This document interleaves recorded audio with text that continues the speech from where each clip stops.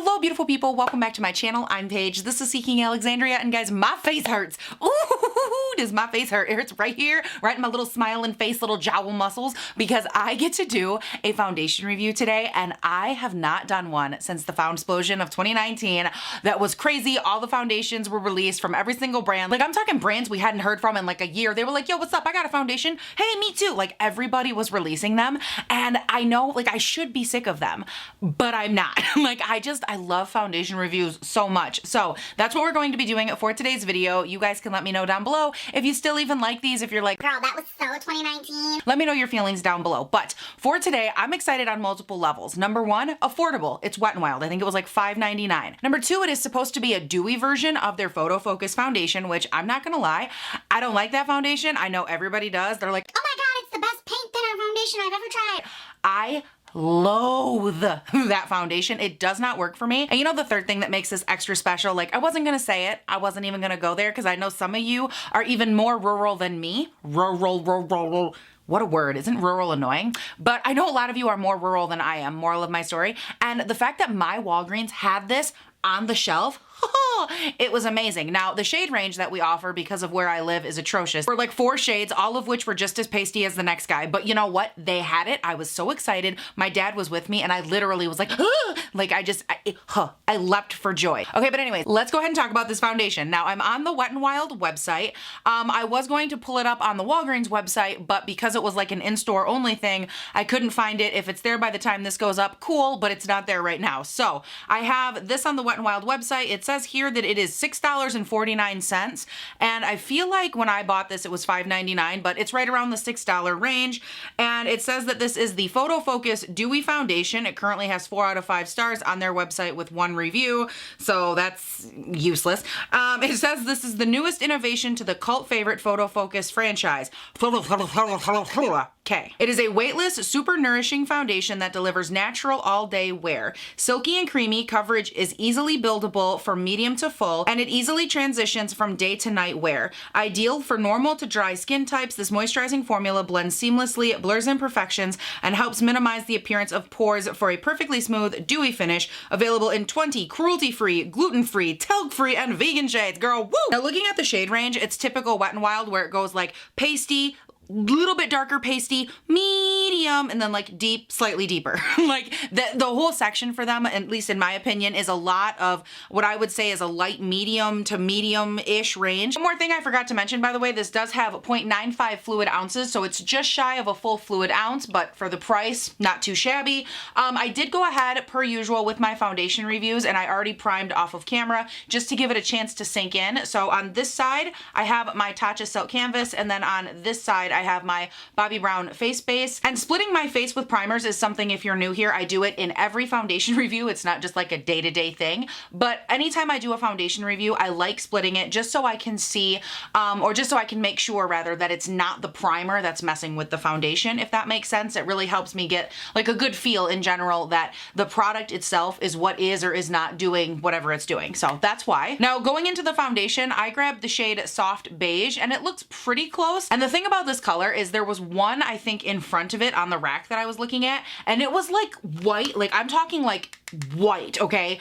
White, pasty white, and I don't like to go that light with my foundations, even if it is my color, okay? I'm not saying it's not. I just don't like going that route, so I always try to go like a half a shade or a shade darker. So I went with this. We're gonna see how well it works. Now let's go ahead and open it up. Okay, Wet n Wild, I'm not trying to like shade nobody, but like, have we not gotten over this paddle thing yet? Like, when are you gonna learn that people don't like this? I just went ahead and I smeared that on, and I'm gonna go in with a clean, damp Real Technique sponge and press it on my face. Oh yeah, that's real dark. Oops, probably should have went with the slightly pastier option. It's fine. All right, so here we are, no foundation on this side, and we have one thin layer over here. It is giving me a decent medium coverage. It's covering up a lot of the lighter redness, but like my areas where I have darker red or active acne or old acne scarring, that you can still see through. So I'm just gonna try to build it up a little bit. And I think while I'm at it, I'm actually going to just apply this to the entire face with a sponge, because this is is such a thin consistency, I don't want to try to apply it with a brush. All right, guys, so this isn't against the foundation at all, but do I look like that girl that we all went to high school with that spent too much time in the tanning bed and now looks like an actual piece of leather? Because, wow. But anyways, let's go ahead here. Let's just try to move past the color. I know, trust me, we can both tell it's fine. It's not, I mean, it's not fine, but it's gonna be fine for right now. Talking about the actual foundation itself, it looks beautiful on my skin. It is very, very dewy. So I'm kind of hoping that as it kind of sits on the skin for the next couple of minutes, I'm hoping it'll like press in a little, that maybe some of that topical dew will subside just a freckle, because as this is sitting right now, it's reminding me a lot of the same level of dewy that I got from the Fenty Hydrating Foundation, like very, very dewy. But I know that there are also some foundations that when you apply them, that dewiness does subside. So what I'm gonna do is just kind of let this sit. I'm gonna let it do its thing. I'm gonna I'm gonna try to fix my face. And by fix my face, I mean I'm just gonna shape it out and see what I can do. Okay, I'm gonna grab some concealer because God do I need it. We're gonna try a little SWAN Too Faced concealer here because I think that the undertone of this color will work really nicely with the undertone of my fake bake foundation that I chose for myself. Yes. Okay, guys. So I've been blending and buffing and living my best life. I think it looks a lot better.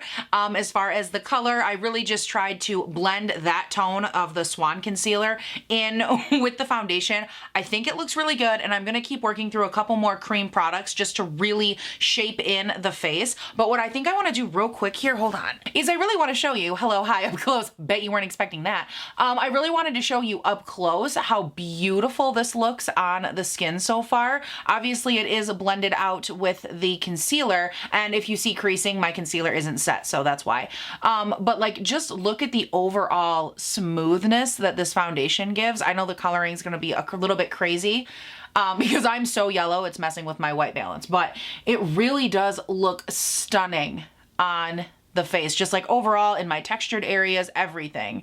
And I wanted to have a good point of reference before I go in and start messing with powders and stuff, just in case that ruins it. But look at how good that looks, dang. Now next up, just to go in and keep shaping out the face, I'm gonna go in with my Charlotte Tilbury Hollywood Contour Wand. It's their Easy Contour and Sculpt in Fair Medium, just to bronze up my face a little bit, don't need a ton. I am going to take the ColourPop Blush Stick in 25-8, work that lightly onto the apples of the cheeks and pull it back a little bit. Then for a little cream highlight, I'm gonna grab my ColourPop Star Bright highlight stick, and I'm just gonna throw that on the upper cheeks, a little on the forehead, bridge of the nose, chin, just to start kind of sculpting out for the highlight that I'm gonna do later, just as a little preemptive brightening. All right, so all three of those products are on and applied. I just wanted to give you one more shot of it. Everything blended beautifully. I haven't had any issues so far with the foundation lifting. I went over top of it to blend out my contour, as you saw, with a brush. That didn't change it, didn't lift it, no issues there.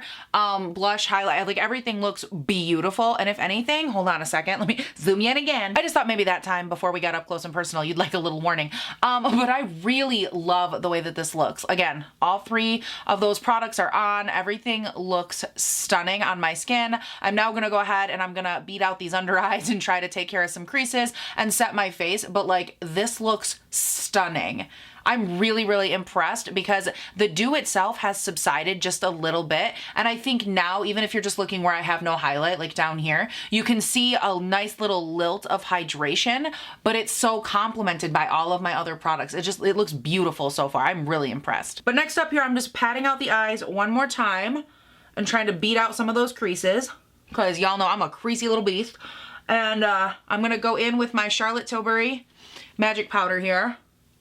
And I'm going to set that area. And then I always like to take, while I'm using my sponge, and I like to set my T-zone down. And then before I go in and set the rest of the face, I like to do a little touch test just to see how it's feeling. And oh yeah, she's definitely still tacky to the touch.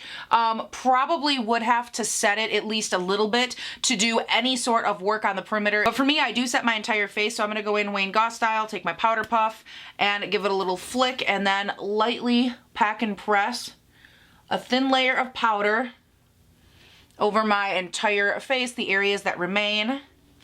just so that way they can be set, but they're not overly set. I'm not just really caking on a ton of powder. All right, so here we are. It has been powdered, so it does have a little bit of a powdery look to it, go figure. But now I'm going to run off of camera. I like to go off real quick, just finish up the rest of my face, and I'll stop back on here in a little bit. We'll talk about how it's looking, how it's wearing, and all that good stuff. So hang tight and I will be right back. All right, beautiful people, I am back. The rest of my face is on, and let's go ahead and talk about how this foundation is sitting very quickly before I run off of camera and then finally do my nighttime check-in. So I'm gonna go ahead and throw up an up close of what my face looks like right now, just so you can really get a feel for the texture and all of that.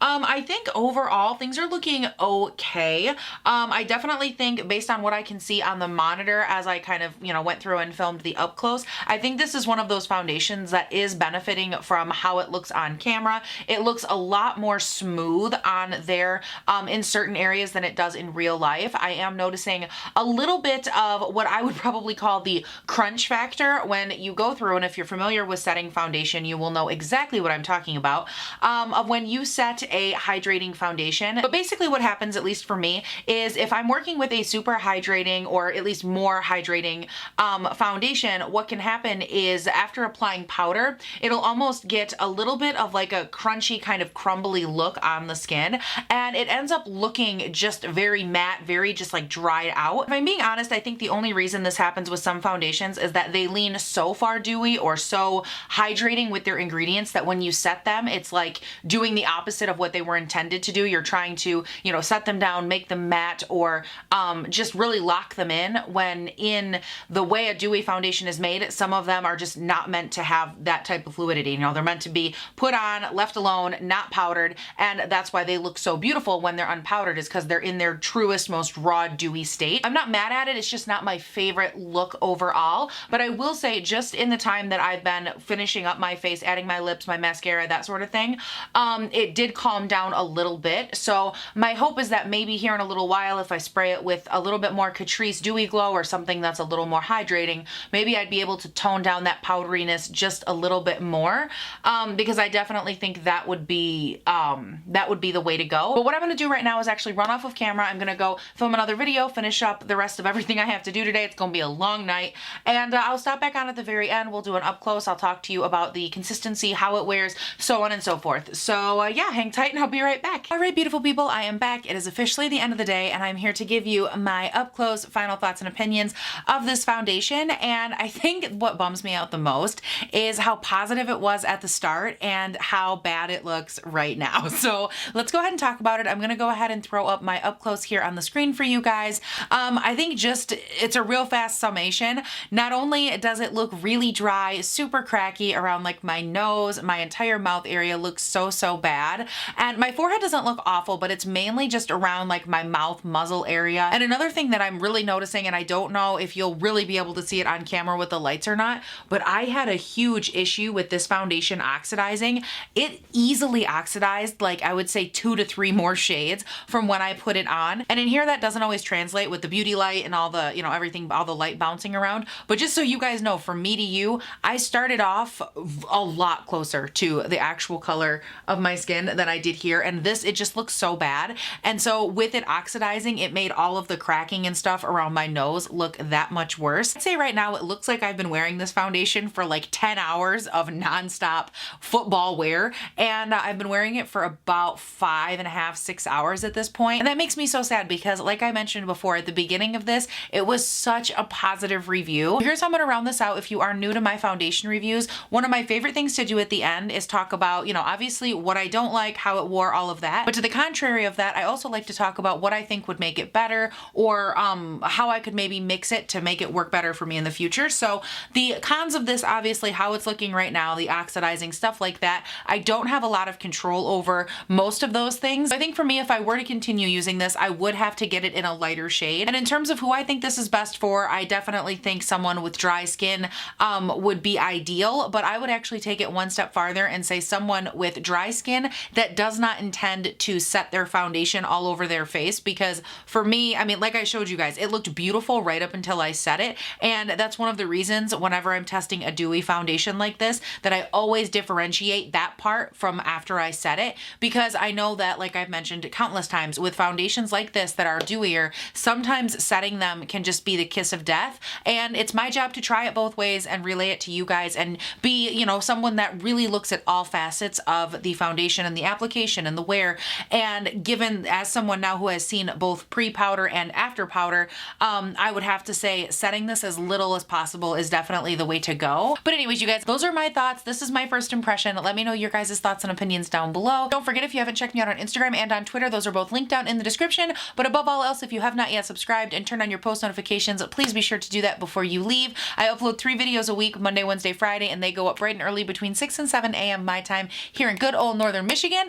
And you guys, I think that's everything. Thank you all so much for watching. Please do not forget to have a great day, night, weekend, whatever it is when you're watching this, and I'll see you in the next one. Bye. I legit look like a crunchy ass Cheeto. So I've went ahead here and I've pulled up the website. Okay, Paige is here. She's ready to be fair. Okay. For those of you that haven't seen me, too legit to quit.